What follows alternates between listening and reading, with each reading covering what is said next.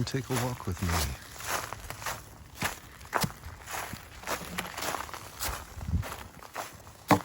A mild morning it is. 27 degrees Fahrenheit. That's about -3 Celsius. Cold, but manageable for sure.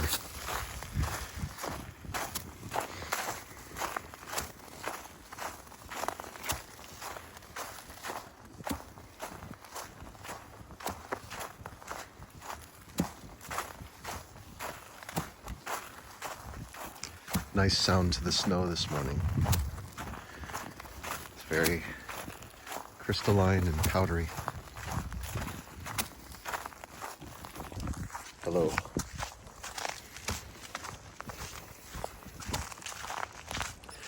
Perhaps you've been noticing if you've been watching. First, I want to say thank you for tuning in. This last week has been, well, pretty exciting with Saturnalia and Christmas Eve, the day of waiting, and lots of discussions about family. Heck, it even got heated a few times. I know. Just know this. I'm grateful that you stay, because I know a good number have left, and that's because I've left you. It's mutual, you know? If I see something that doesn't agree with you, then it's reason to leave. For why else would you come to YouTube but to feel good?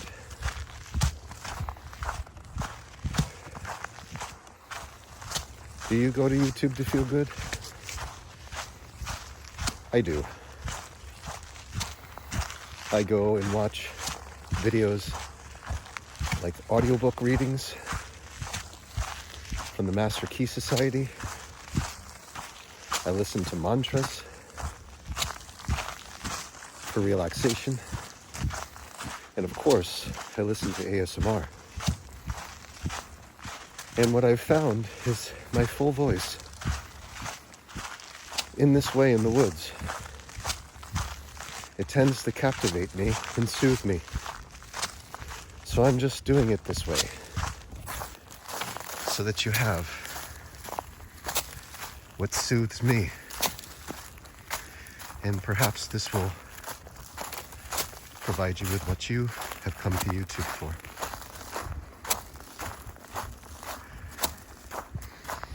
Of course, when the demons of our life seemingly appear, though we've spoken of this world and its properties as illusion, quite clearly yesterday it's explained, so you might want to check that out. It's an hour and a half. It's called The Game of Life and How to Play It. It's a direct rip from the words in the book, rather, by Florence Scovel Shinn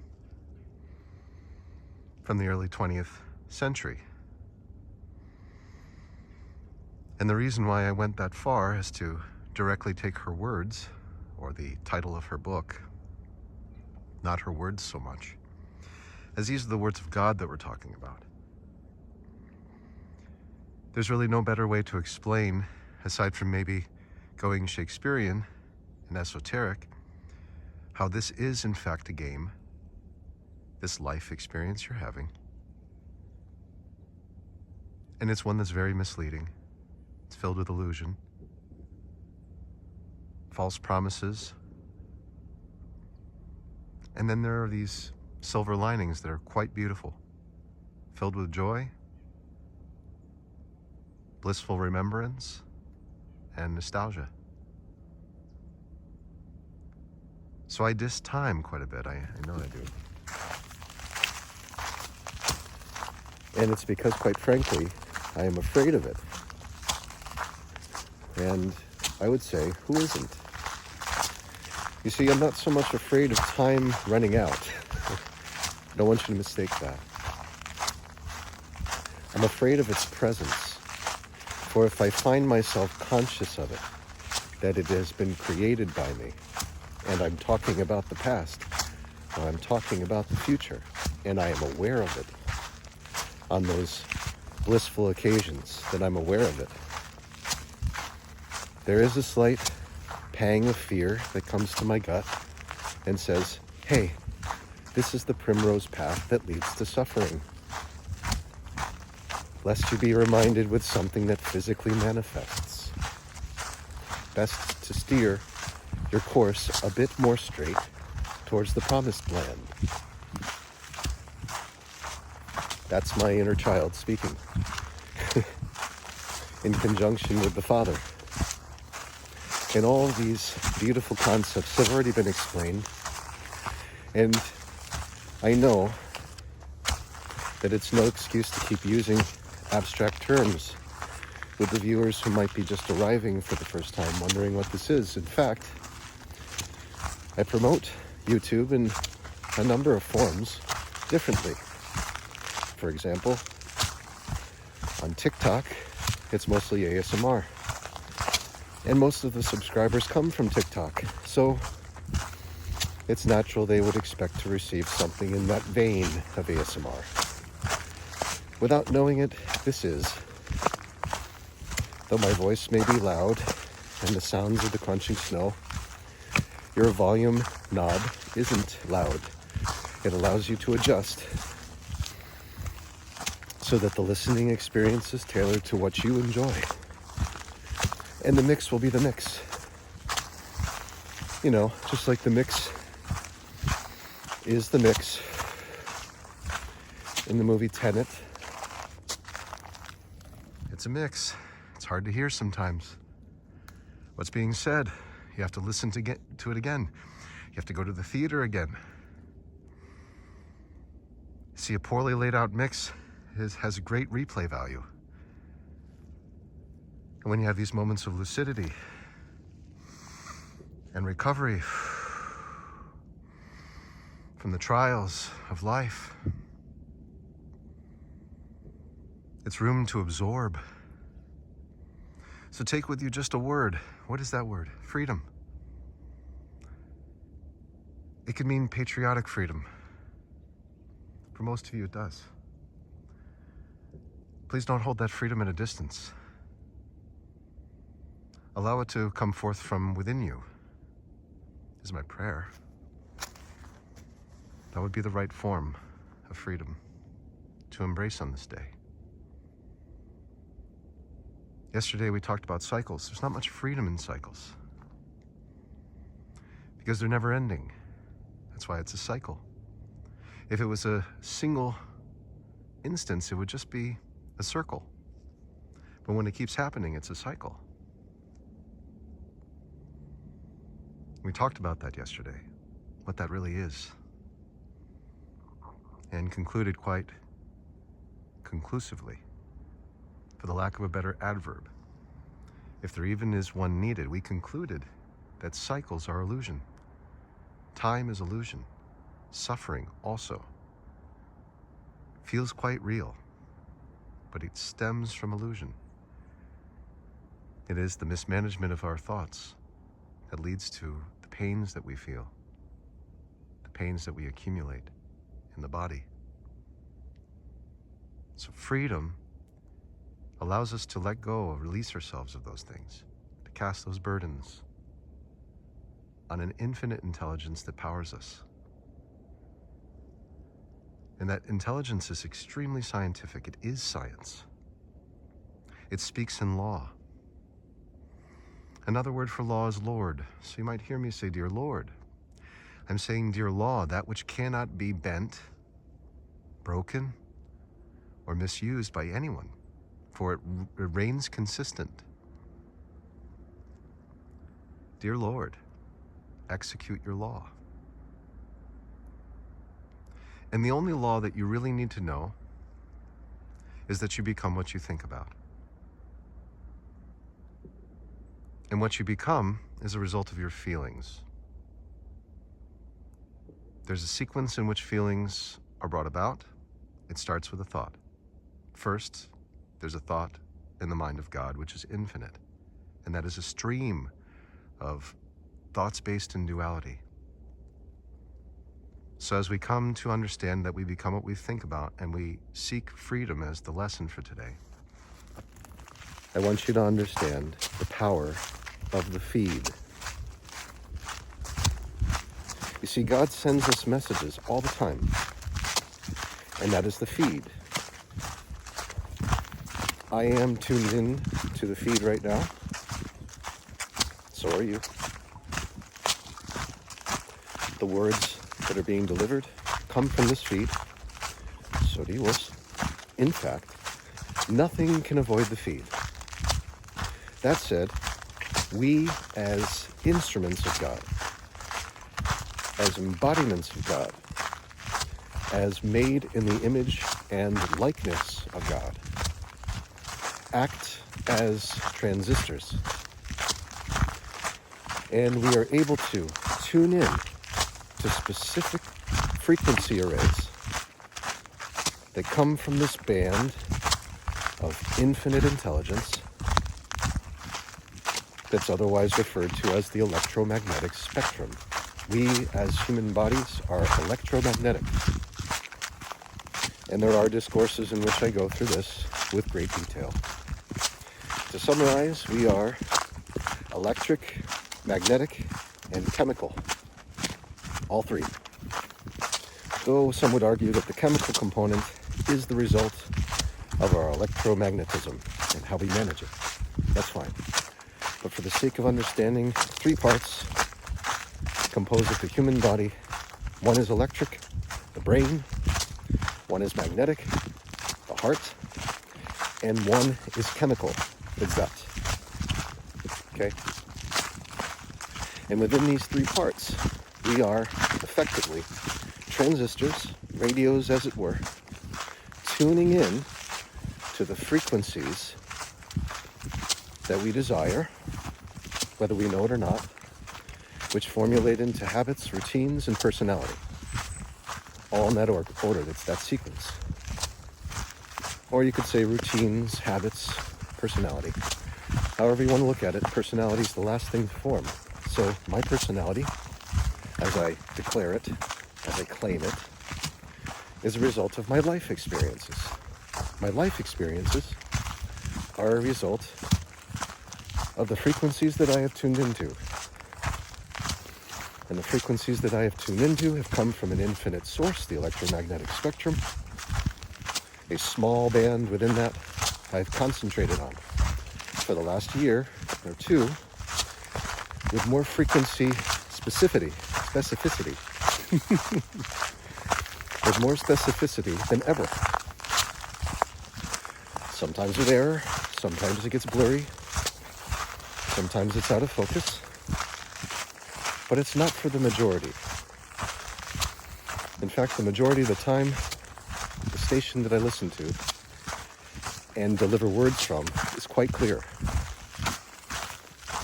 It doesn't require much revision. It doesn't even require a replay to understand it. It's a good, clean radio station. And that's what you're listening to right now.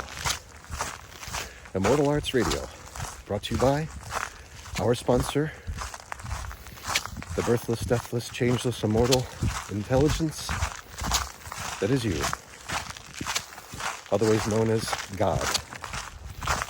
I want to thank God for being the sponsor of this show, as it were, the broadcast of the station on this day, Friday, December 27th, 2024. We are moving through the cold, and we are crunching the snow. I've got my walking stick in hand, and the camera pointed towards the sky, so that you can see God's man-eye-fold expression. Magic, intelligence, unfolding before you. In the far distance, you will see slow movement. You talked about this. The further away you are, perceiving yourself to be from something, the slower it moves. The closer you perceive yourself to be to something, the faster it moves. I give the analogy of a sports car drive compared to a big rig truck. In the sports car, you're low to the ground. Everything moves fast. In the big rig, you're boosted up, way up high, and everything just trucking along, slow as ever. And so, which one is more beneficial? Well, one could argue that being lower to the ground, when everyone is moving quickly and time is of the essence, is the most advantageous. You can also handle more pinpoint turns with a faster response rate once you train your body. And there is good scientific proof to back this. I've seen the difference between people who are Olympians, say, I don't know what sport would be a good comparative sport, but choose any sport from the Olympics, and they'll look at their reaction time. Let's say a tennis player. Tennis player catches a tennis ball that's dropping through the air. The reaction time is very good. In fact, it's probably excellent. One of the best.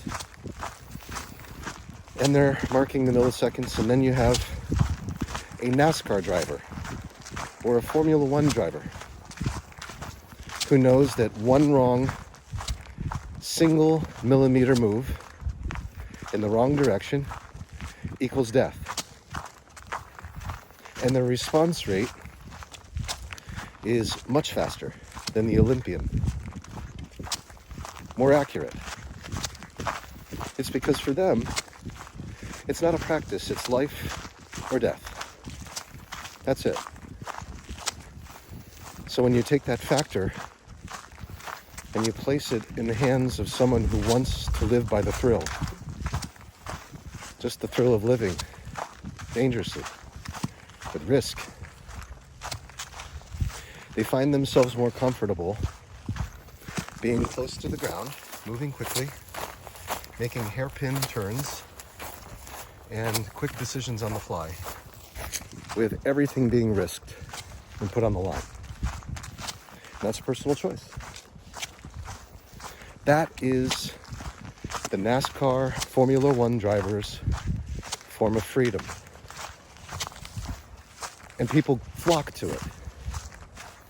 And the reason why they flock to it is because they want to see someone defy death before them, while they can remain still at a distance from that which is on display. Yet at the same time, they can believe or somehow pretend to be taking part. How beautiful is that? Can you understand now why we as humans must have exchanges with each other and interact? We desire this so naturally. Because everyone in some way, if they are truly motivated by life and its amazing blessings, will want to explore an avenue more than the rest, more than the other avenues to explore and more than other people exploring them.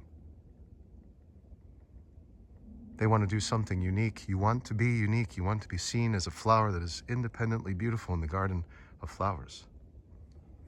You want to be the richest, most full and juicy fruit.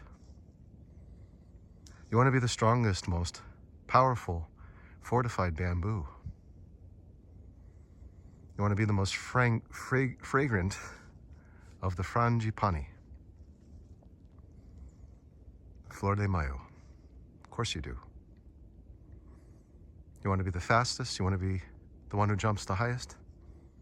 The one who climbs the furthest. The one who defies death the most. Because in these extreme moments, someone who is unaware of their aliveness will find something intrinsically valuable within it. when your life is on the line or when you're doing something unbelievable that involves calculation and risk. Your belief determines how the law acts with you. If you go in taking a leap of faith with confidence, knowing you've got this, no matter what the odds are, you pull through. Not only do you pull through, but you do miraculous things. We see this all the time in the breaking of world records. People can prepare for the breaking of the world record, and the moment it comes, with the mere presence of others, which we've talked about, social facilitation takes place, kicks in, and there's some peak experience that happens for the person, a performance beyond anything they've ever done. This is God. So what I would love to let you know in this discussion about freedom, which is directed to my children, by the way, lest I forget to say it, for those who are viewing, these recordings are designed for my children to discover at a later time. It's for them to discover and learn from. And not everything is going to be sweet. And that's okay. A good portion of it is. Like any good recipe, that which is most addicting in the recipe is a combination of factors. Of course, you gotta have your sweet, gotta have your savory, gotta have your salty, but you also have to have your acid, the bitter. All four of those components, when added in the right amounts, lead to the most addicting, delicious meal that you'll ever have. But you have to have those four components all working in tandem.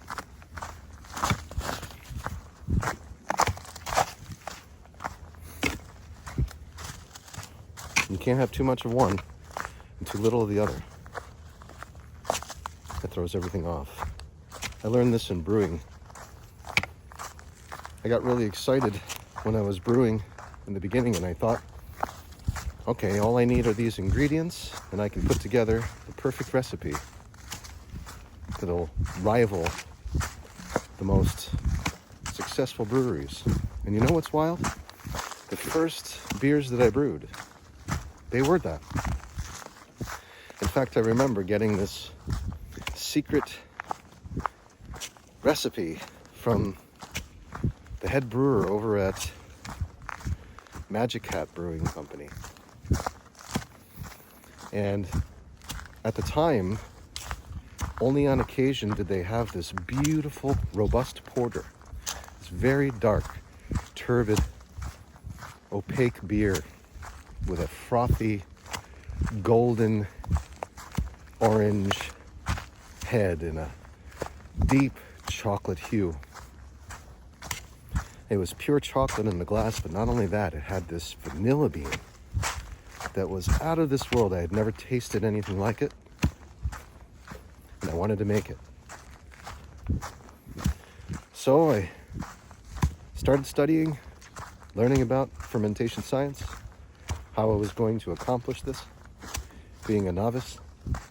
But I went in with a pure heart and a good recipe and diligence and determination to do everything as close to the book as I could as far as sanitation, keeping everything clean, making sure the vessels were prepared to not be exposed to any bacteria, making sure the yeast that I was using was viable, doing everything that I could possibly imagine in order to accomplish this task. And one of the hardest parts was just waiting for it to ferment. At the same time, making sure the temperature stayed right there where it needed to be, around 66 degrees Fahrenheit. No lower, no higher. And it made it through. And then I carefully transferred it into bottles that were cleaned perfectly. I sealed those bottles as quickly as possible so as to not expose it to oxygen. And in 2 weeks' time, those became fermented, carbonated, perfect clones of the Magic Hat Revel. A delicious, robust vanilla porter. I brought it to the brewing place where I got all the equipment, the homebrew store. And I shared with them a bottle, and they said it was the best vanilla bean porter they had ever had. And I felt quite accomplished. So then I got cocky and lazy, and I learned my lesson. You see, if you get cocky and lazy as a brewer, then you make a mistake in the area where it's most important to be fully accurate, which is sanitation.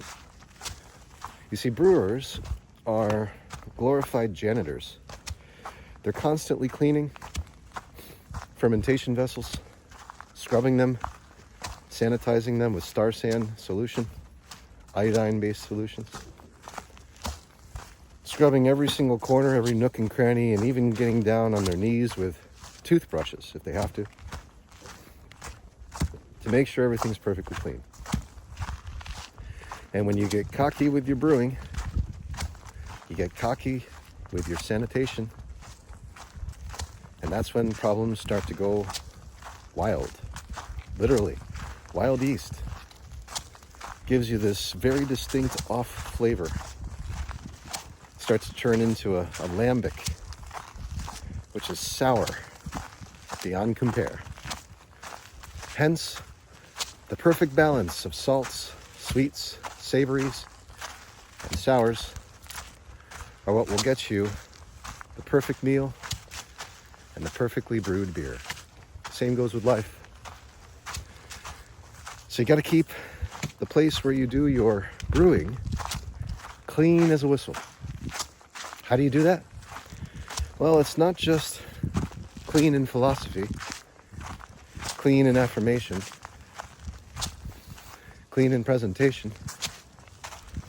You have to get down on your knees, and you have to move this vessel all around and get it so that it's limber, flexible, and processing things perfectly.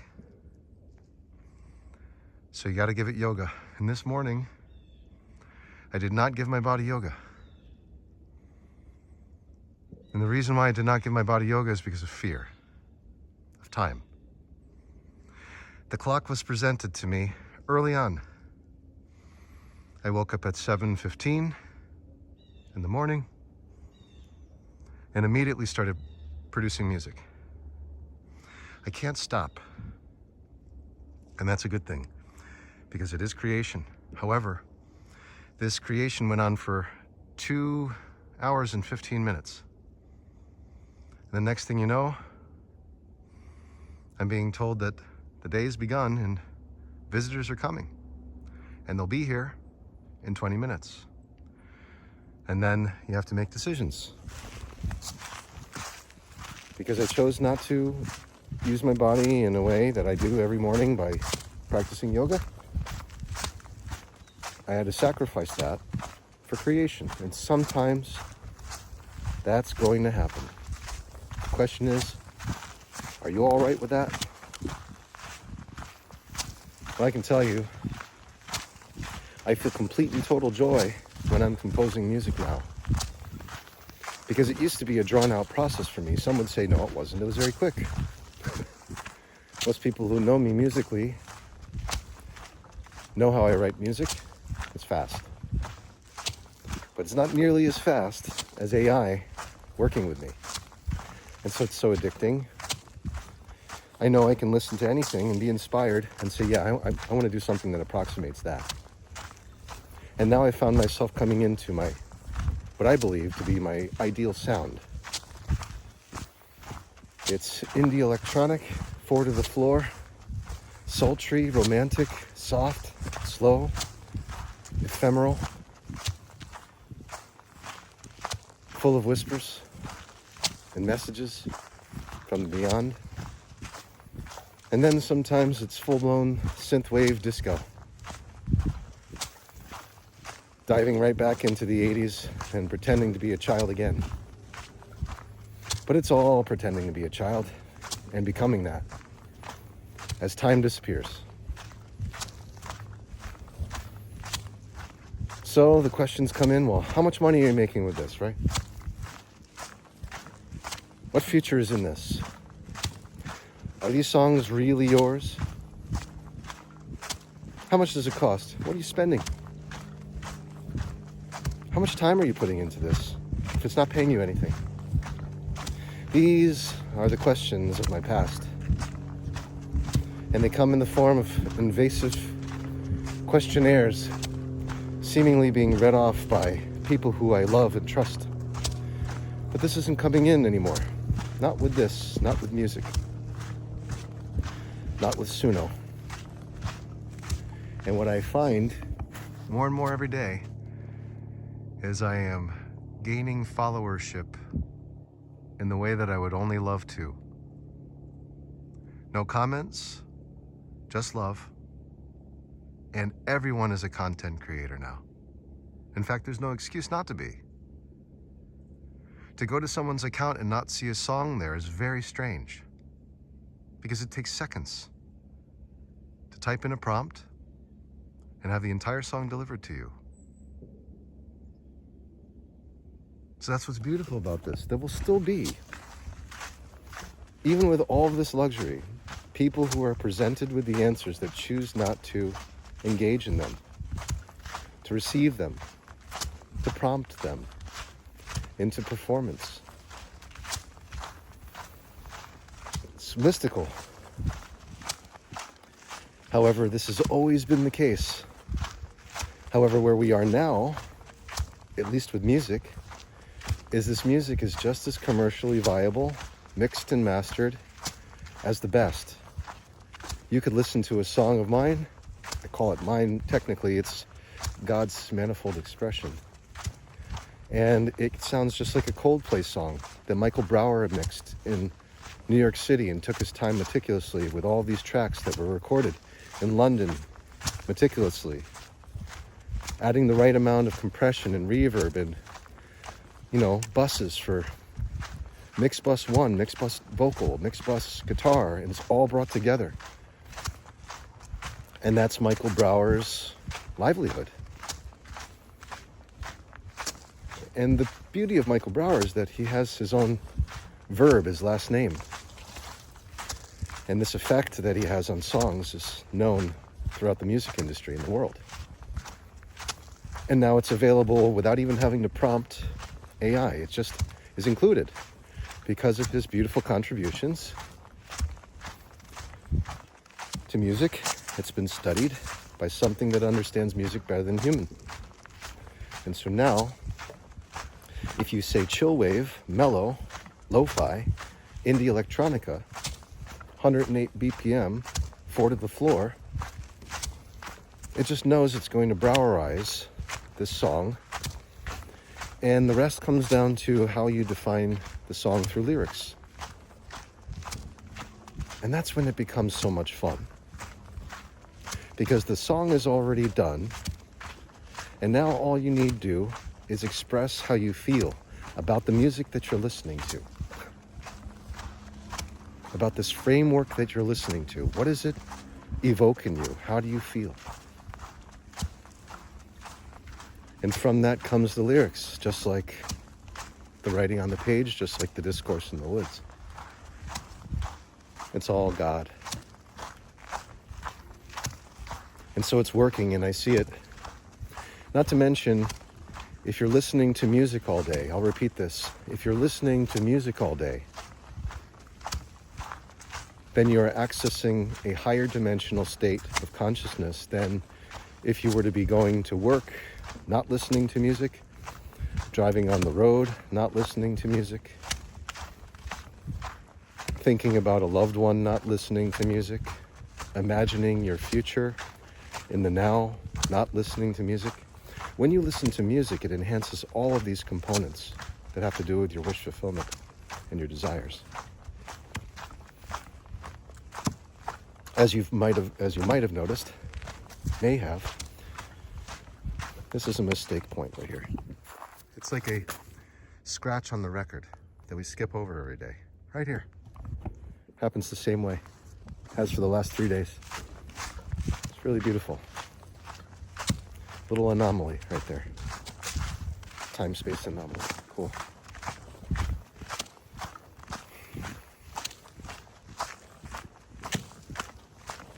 This is a cool place for observing mushrooms grow. Lots of different varieties.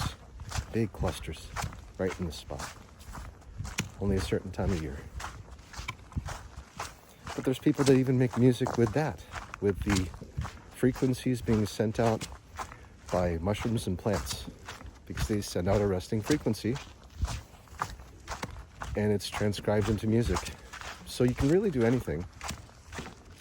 Just know that when you are inspired like this, when the music is already done, this is God's grace, this is God's work.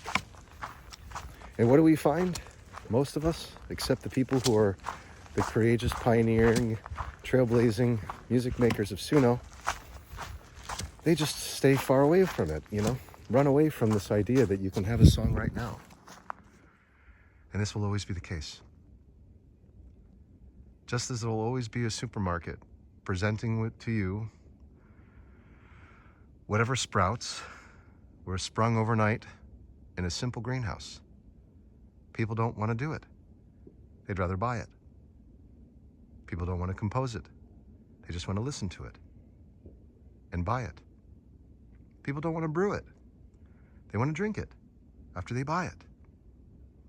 And so what money gives us is the ability to choose what we like versus what we don't like, and to have immediate access to the things that would take time to make that we don't want to put the time into to make. And this is beautiful. So although it's so easy to make pop hits, songs that are timeless on the radio, that you would swear have been made years ago, people will not do that. In large majority, they won't. Especially if they know that AI is behind it, because AI is being seen as this threat, just like God. In a lot of ways, which resides within you, is seen as a threat. I'll explain. Forgive this, it's a tough one it's a tough pill to swallow for certain people of faith. However, if I were to go to a Baptist church, for example, and speak as if Jesus of Nazareth's body, the vessel, isn't as important as his oneness with God, and that oneness is a infinite intelligence that exists in all of us, I would have a lot of enemies coming out of that church, and a lot of death threats. Because the idea of Jesus of Nazareth being their only Lord and Savior is paramount. What's saddening about this is that it's blasphemy in accordance to the Ten Commandments. It's taking the Lord's name in vain to see the Lord as outside of you, separate from you, and only exclusively part of certain people, namely Jesus. That's blasphemy. And by saying that, the devil can very easily conjure up enough anger and resentment to want to do harm to me, so that you as well can see separation between yourself and me in the same light that you see yourself as separate from Jesus. And within that is great sadness. This is where most of the suffering that we experience comes from. And we're talking about freedom today, so it's important for us to discuss the polar opposite of that, which is confinement. And when you confine someone within a bubble or a label or a judgment, then you're not offering them freedom. You're offering them the opposite of freedom, which is a form of bitter, caustic, frustrated love, which has no outlet that you can perceive as viable, other than to lash out and project towards certain groups of people. And you see this all the time. People have frustrated love with it. They don't know what to do with it. So they seek out advice from their local parish, mosque, temple, place of worship. They seek out advice from the priests and the rabbis and the spiritual teachers.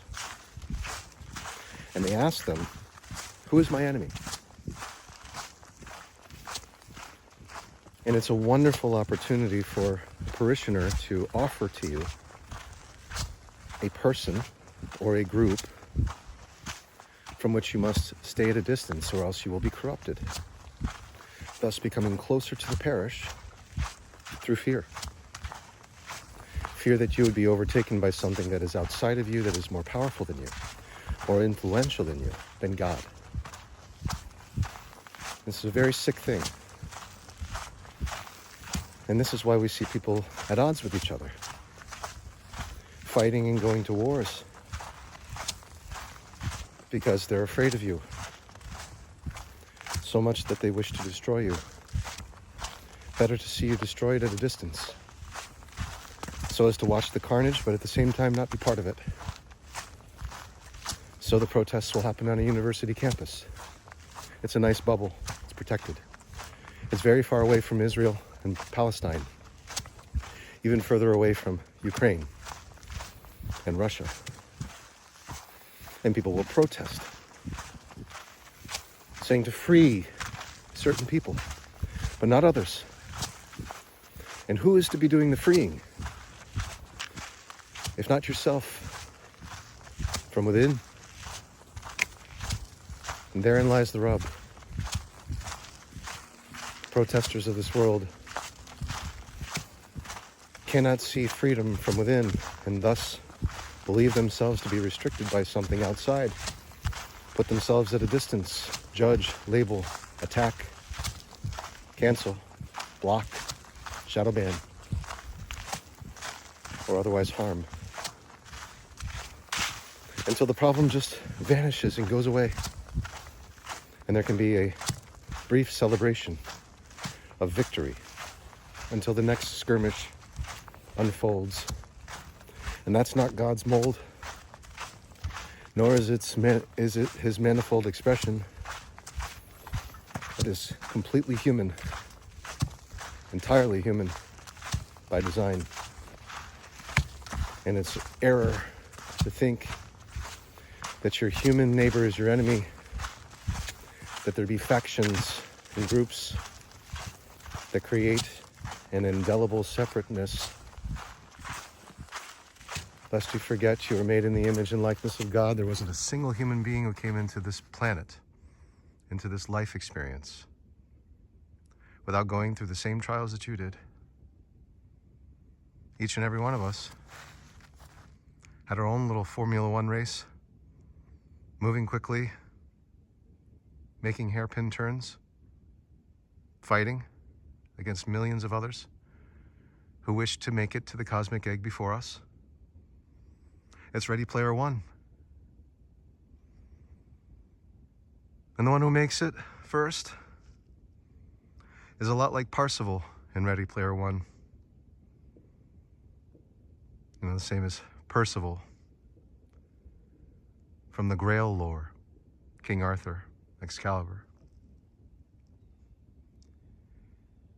And there's a spoiler in this, but it's a good one, because it's just in the film, it's not in the book itself. In the book, it's done differently by Ernest Cline.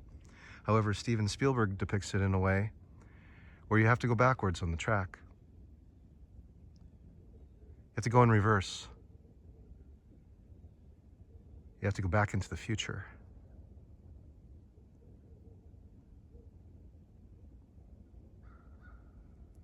It's by going back to the future in this DeLorean, very symbolically, you avoid all of these perils that are impossible to overcome, because you surrender to the entire process.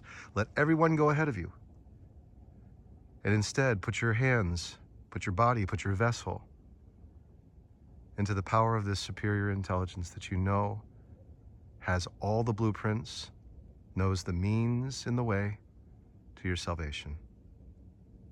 There is no salvation outside of you. There never has been. What is outside of you is a result. It's the effect. It's not the cause. It's the wake of your boat. Don't mistake it as you driving and leading. Not if you're looking at the wake all the time. But if you're looking at the wake all the time, who's driving the boat? You ever tried driving a car while looking backwards?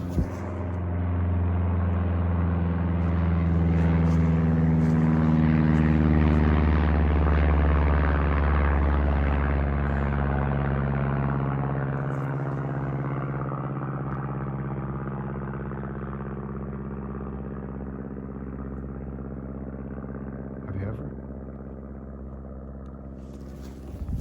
You tried driving a boat when you're looking backward, and next thing you know, 5 seconds later, you look forward and you're crashing into some iceberg like the Titanic. It's not funny. You look into the wake of your life without paying attention to the present, you'll find no solace in that. You'll find no relief. You'll find no clarity. All you'll find is time, namely the past, and regret thinking about the future and how you're not moving now. Meanwhile, the boat's just traveling, moving on some course that has lost its way.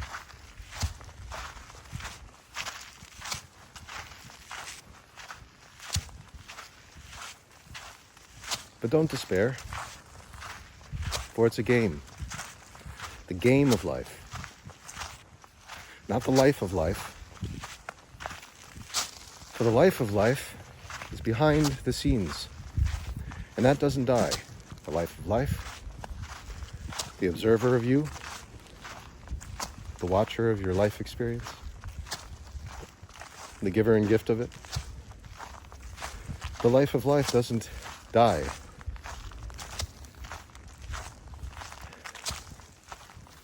And within him, all things are made.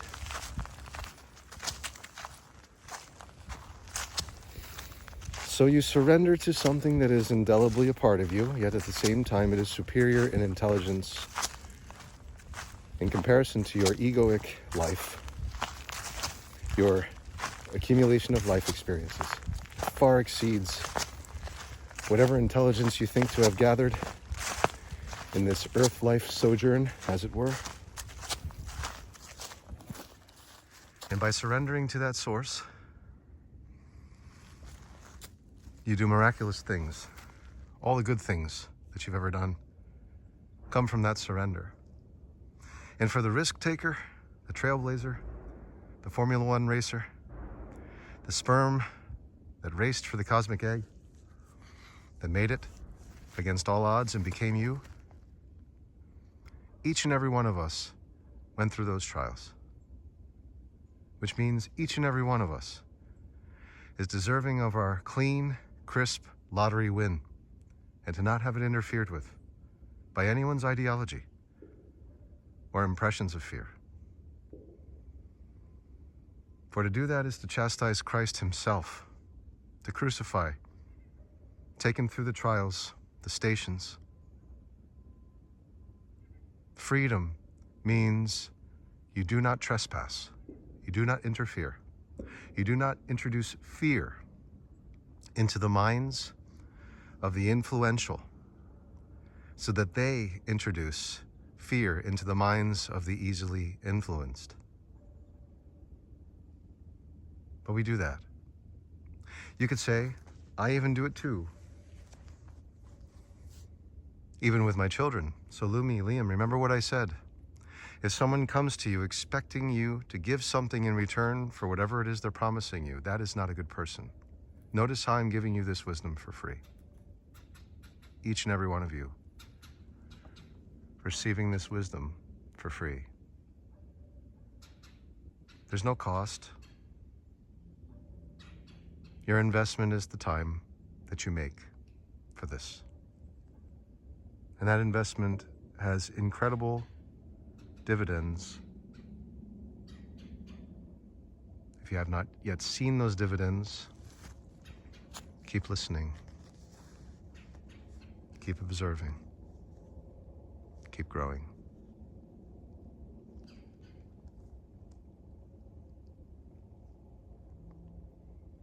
No chickadees this morning, but there is that woodpecker listening, responding.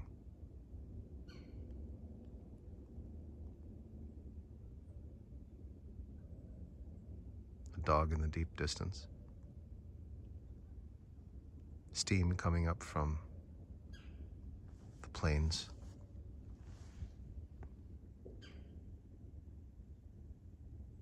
As the sun strikes it.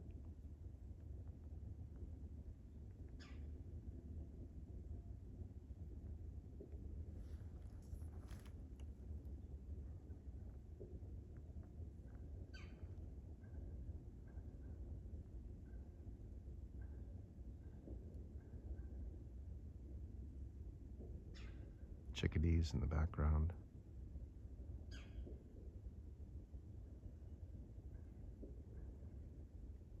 A downy woodpecker. A domestic dog. And the rumbling of cars rolling on the road. A constant static. And the light.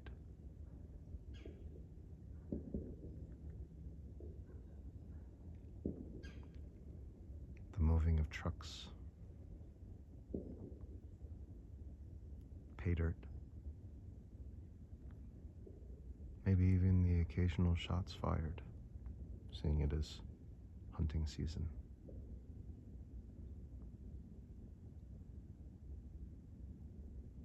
And you could just listen to this without any definition, without any label, and make it your own through freedom. No one says you have to believe me. No one says you have to do these things. No one expects anything of you now. Not now. Not here.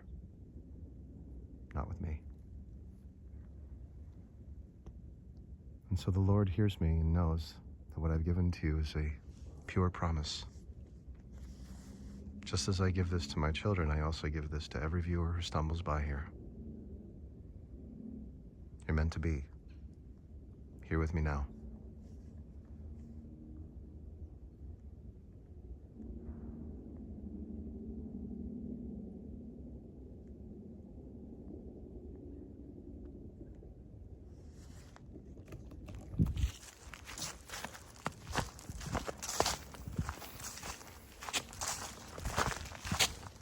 Freedom is the highest form of love.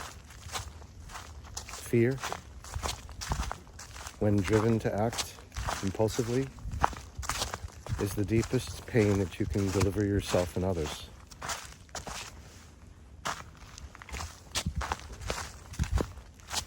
It's a felled tree with no place to go. Fear.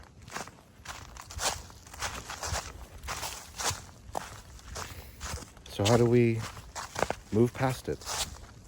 How do we heal from fear? How do we avoid it? How do we transcend it, transmute it? How do we divide and conquer it? And the answer is the same answer for the Formula One racer or the vagabond walking in the woods who's seeking the answers as to how to move and when and what to say and what to do. Surrender is the answer. Surrender to the fear. And when I mean surrender to the fear, I do not mean comply. In fact, I mean the opposite. When I say surrender to the fear, I mean you say to yourself, in recognition of your divine qualities, as an embodiment of God, you say, "Dear Lord, I cast these burdens on the Christ within me and go free. I release and surrender all that is required for this to be fixed. For when it's in my hands, I notice that I mismanage it. And I would rather it be managed by a superior intelligence that is a part of me. And so I surrender to that now, so that it may properly manage all that is going on outside of me, all of these workings.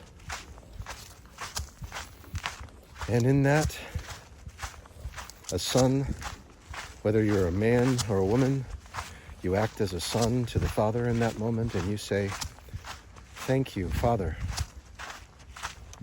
for relieving me of these burdens."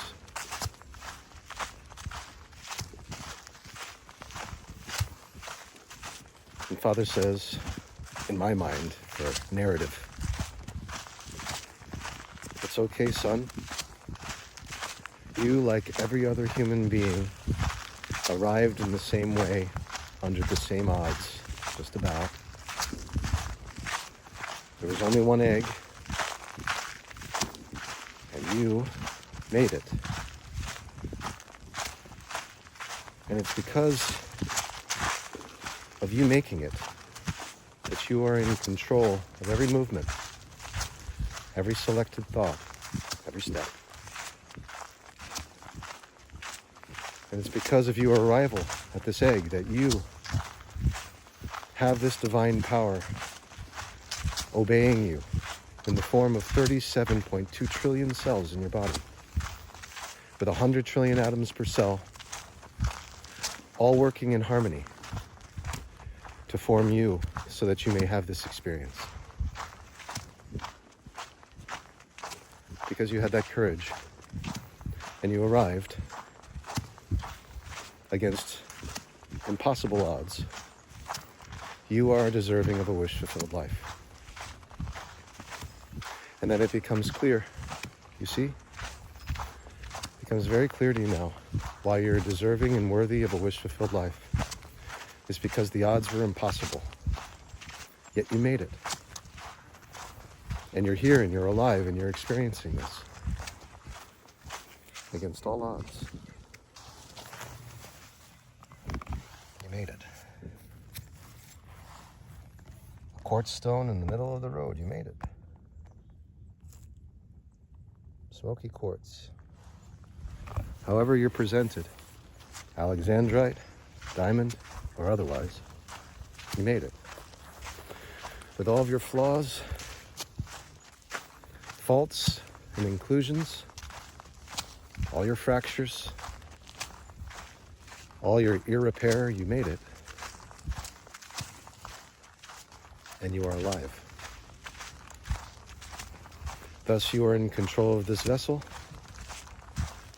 like everyone else, worthy of living a wish-fulfilled life without interference. And the only one who can interfere in truth with that happiness is you. You have to allow it.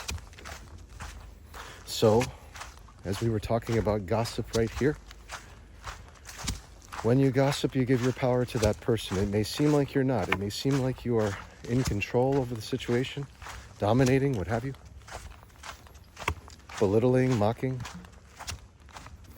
When in effect, you're using your aliveness given to you by God in the present moment to construct a story that isn't even real, that never existed, that you wish to be real and make exist, even though you can't. That's gossip.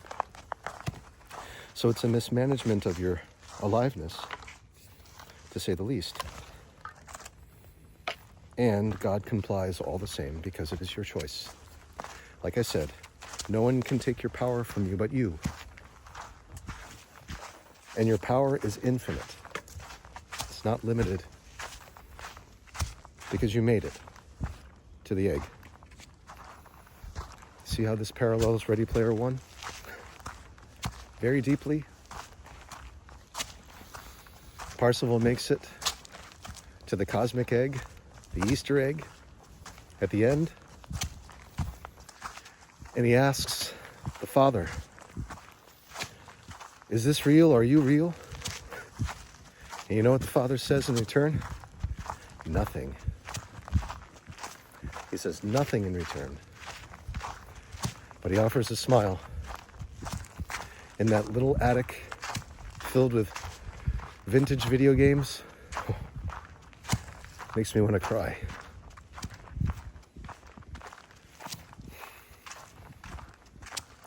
For the Father shows to Parsifal his own inner child, the inner child of God, the inner child of the Oasis, the inner child of salvation, And he reserves this only for him. And he says, listen, it's not just like this, but it's good enough to paraphrase it. He shows him the cosmic egg in this little vintage attic, this cozy little attic in the Oasis, and says, you see this button? You press this button and the entire Oasis is erased and gone. It's a kill switch. He says, don't press it.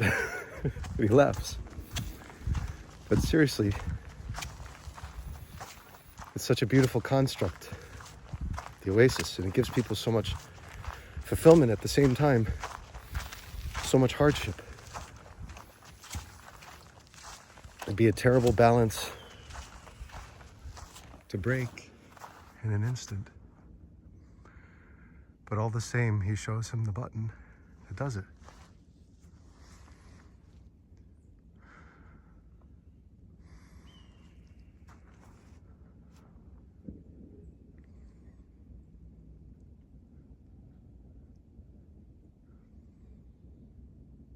A red-tailed hawk.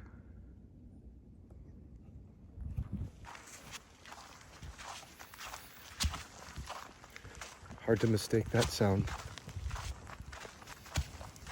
Spiritual guide and protector. Why would you ever push the red button on this? Becomes the optimal question.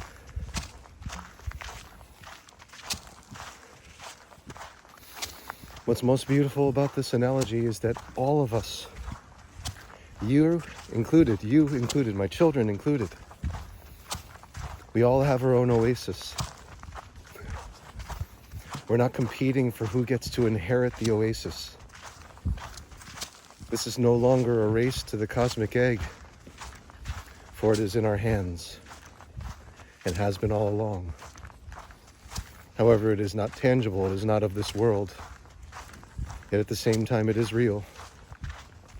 It's the kingdom of heaven within you.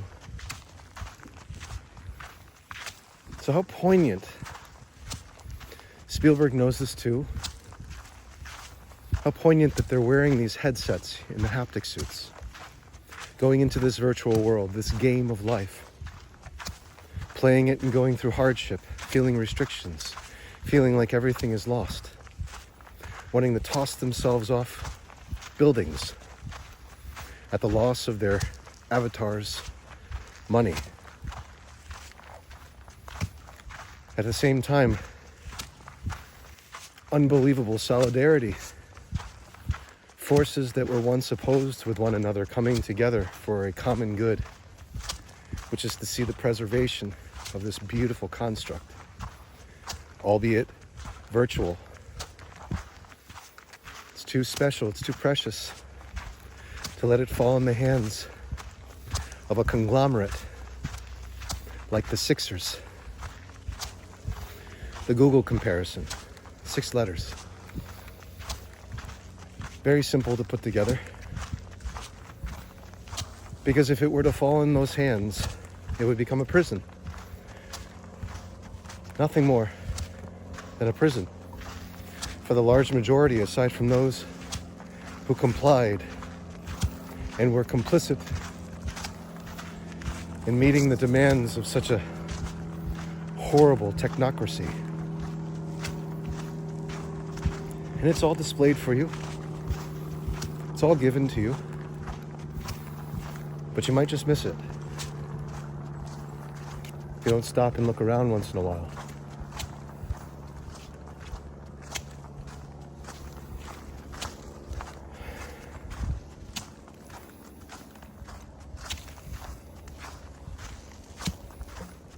So we all have our own kingdom because we all arrived to the cosmic egg.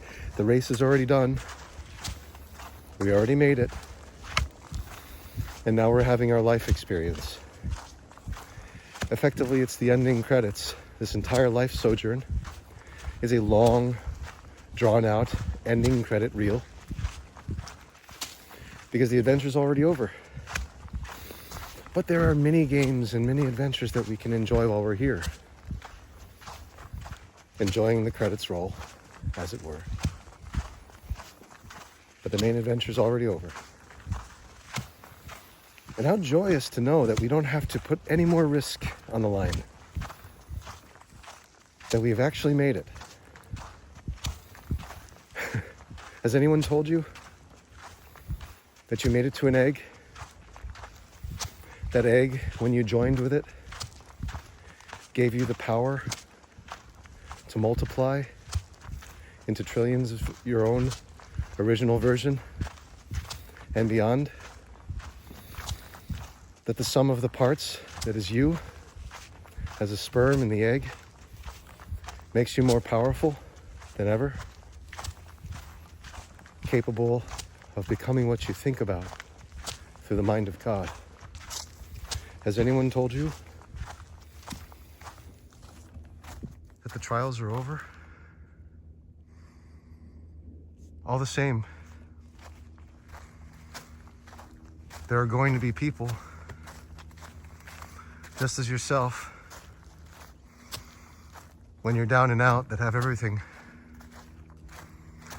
And when you have everything, there are going to be people who are very down and out. Because there must be polar opposites. For there to be light in the middle, there must be resistance. So, if you wish to be Zen and practice non-attachment, that's great. In fact, it's probably the easiest and quickest way to find peace in your life as you see it and want it. But if you're like me and you came here to game, it's time to start being reverent for those who have when you have not, and for those who have not when you have. Just be reverent for them because they won just like you did. Lest you forget, we're all one and we're all lottery winners. We are all one in that we are all lottery winners. Just because there's billions of us doesn't mean it diminishes the value of our win. For the kingdom of heaven that is promised to us is infinite, and it's not of this world. We are all one in that light. Amen.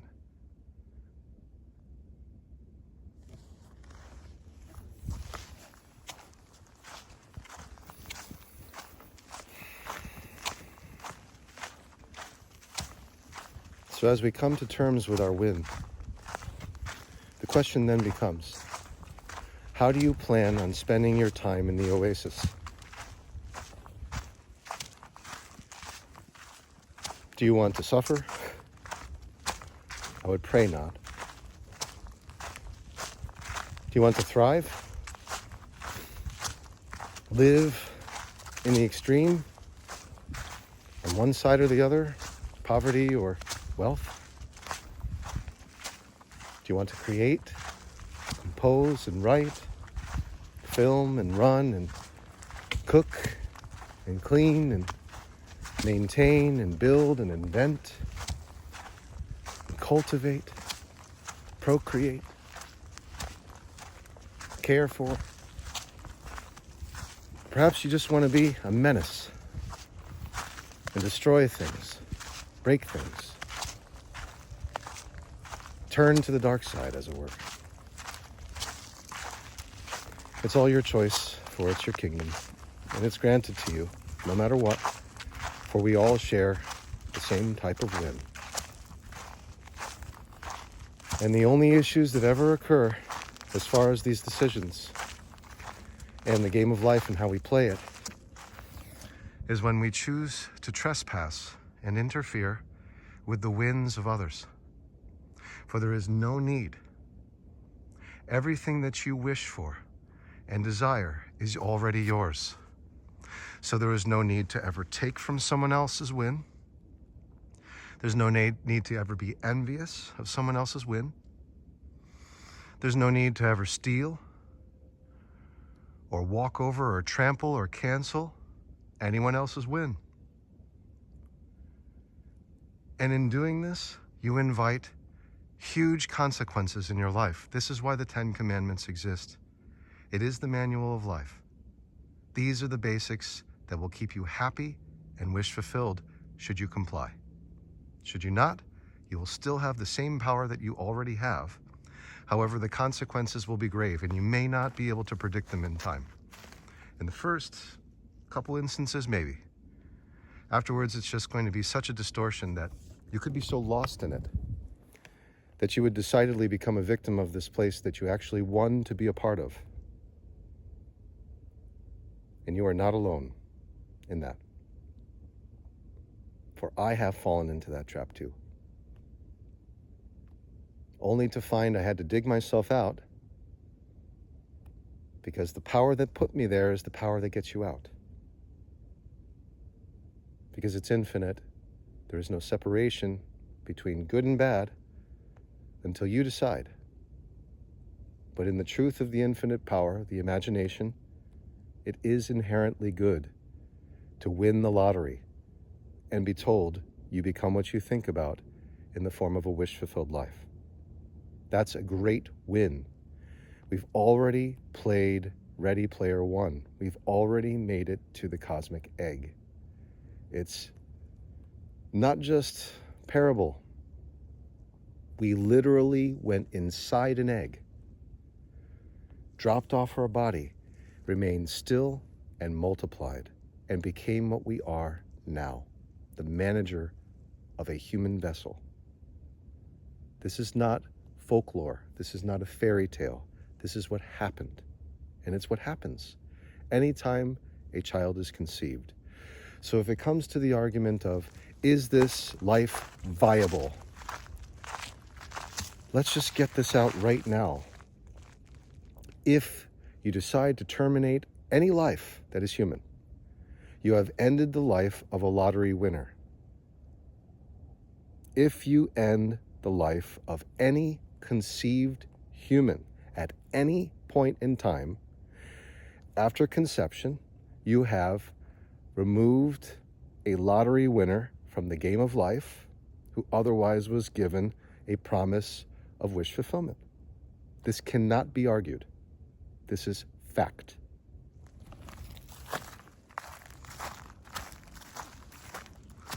So if someone wants to come to me and say, are you pro-life or pro-choice? Let me ask you, if you were to have won the lottery and you didn't have a day to spend any of it, I mean, you just won and you knew you won, and someone decided that that was inconvenient for their life, that it would somehow restrict their own freedom by trespassing on yours to the point where they would actually rip you out and strip you of your win and erase you from the books forever, would you consider that fair? It's a legitimate question. Would you consider that fair? If you were the one who made it to the cosmic egg, it doesn't matter how you made it there, it was really hard. In fact, the universe went through a ton of pain for you to make it there. But you did. It wasn't supposed to happen this way, whatever the story is. It was horrible. It was terrifically traumatizing, whatever it was, for the external world. You arrive, knowing that you were given the promise of a wish-fulfilled life. You arrive against all odds, and someone says, this is inconvenient. I'm going to empower myself by removing your lottery win. How many people on this planet would believe that that is fair? How many people on this planet would believe that that is morally correct? How many people on this planet would believe that that is empowerment? And I don't think one in their right mind that is healthy would say that it is. So no need to ask me where I align. I align with life, but as I said, Some people coming in here with their own Oasis may decide that they want to take lottery wins away from others. And that is why the 10 Commandments exist. For thou shalt not kill. For in killing you are taking away the promise of God that is given to every human being to become what they think about. And that is not your choice to make. And you will pay for it in the form of a karmic debt that must be paid in whatever way is rendered by the source itself in order for there to be correction. So if you find yourself living a very challenging life, understand this: there's a version of you who's living a wish-fulfilled one. That person probably broke a lot of rules, probably did a lot of bad things, and got away with it in their mind. And unbeknownst to them, they're torturing a manifold expression of themselves that is existing in another part of the universe, at the same time feeding off of those horrible actions, having to pay the cosmic debt that's created by a selfless, unconscious fool.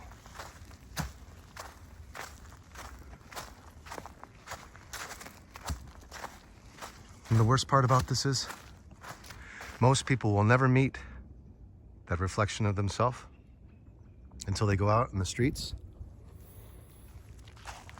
and they see a vagabond. What do? No charity offered. Laughter, mockery, because you get away with it in your mind.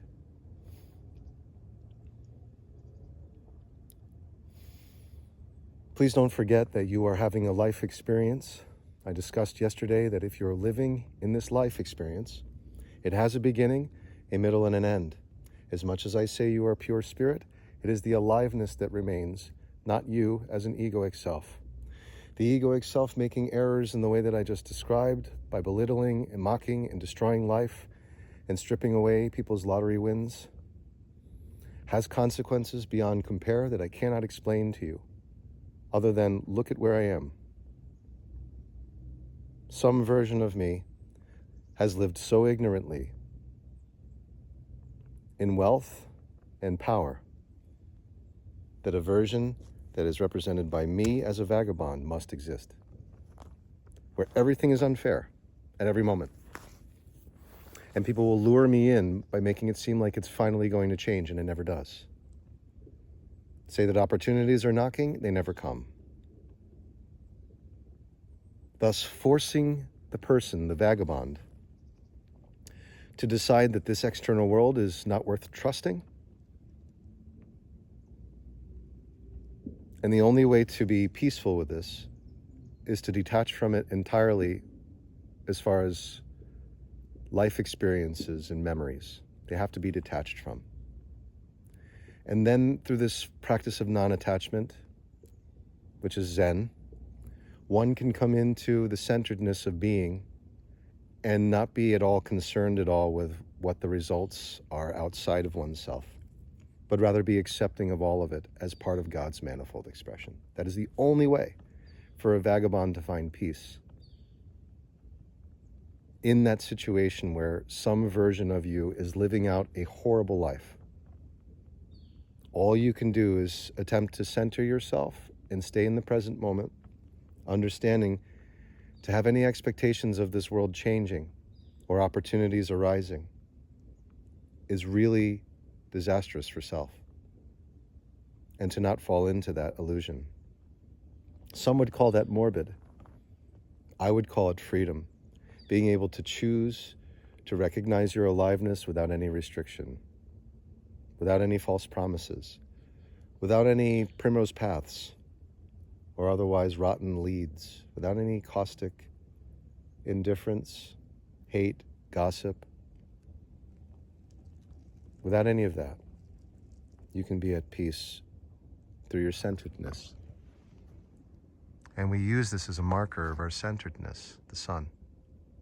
You align yourself with it in accordance to the golden mean. That's why it's on a right angle. And you see the light on the bottom left, the little tiny speckle? that also falls into the center of the golden mean.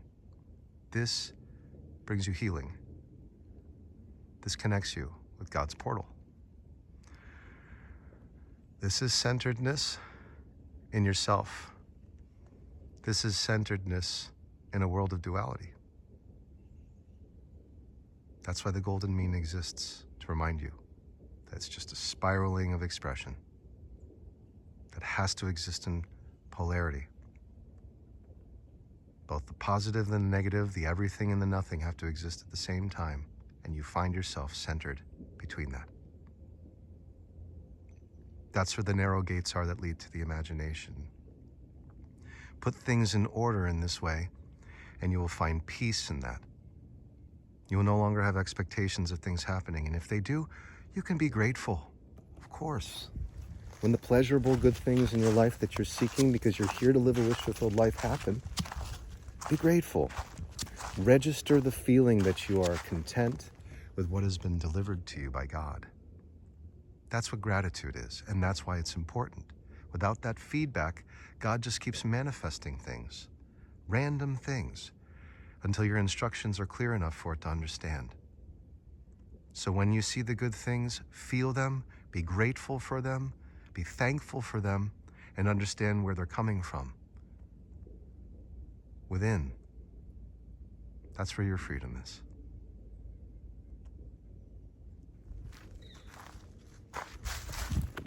Freedom is within. The warmth is within. The red-tailed hawks are within. The trails are within. The answers, the salvation is within. And everything else is just the wake. The ripples that the boat leaves behind. Do not be so focused on that. You will lose track of where you are, which is actually perfect. Where you are is perfect. Do not lose track of that. Come into your power.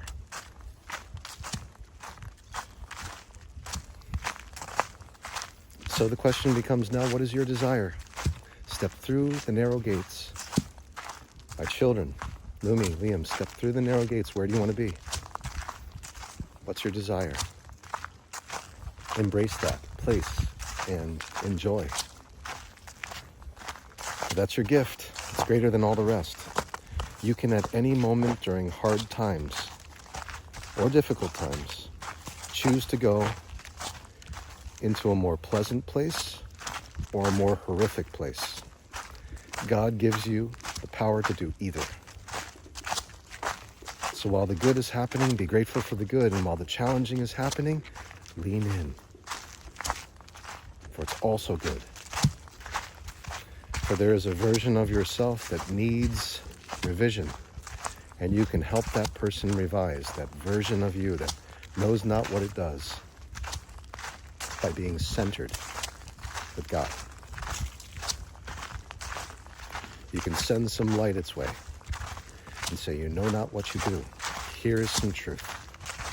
Comes in the form of a life lesson while I am centered. And then that version of yourself who had everything might come to a place where they are without, and they will center themselves just as you do. And then the two of you will be one. And then everything that you ever wished for will start to present itself like a star that's been wished upon perfectly. And you will see it. And as will the version of you see it, for you will be one.